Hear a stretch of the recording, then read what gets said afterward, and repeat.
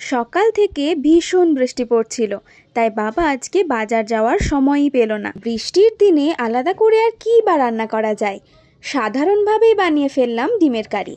ডিমগুলোকে সেদ্ধ করে খোসা ছাড়িয়ে দিয়েছিল মা। ডিমের কারির স্বাদটা কিছুটা আরও বাড়ানোর জন্য সেগুলোকে অর্ধেক করে ফেললাম। এবারে কড়াইয়ে সর্ষের তেল গরম করে সেই অর্ধেক করে নেওয়া ডিমগুলোকে বেশ ভালো করে ভেজে নিলাম।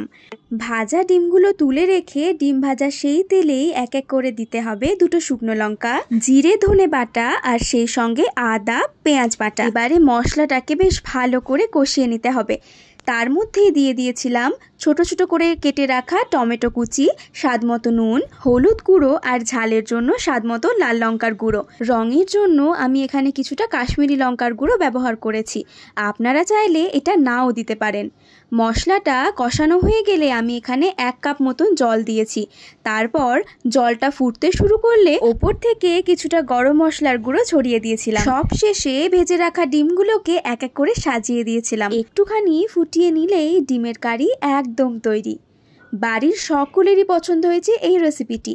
আর ভিডিওটি কেমন লাগলো আপনারা জানাবেন কিন্তু কমেন্টে।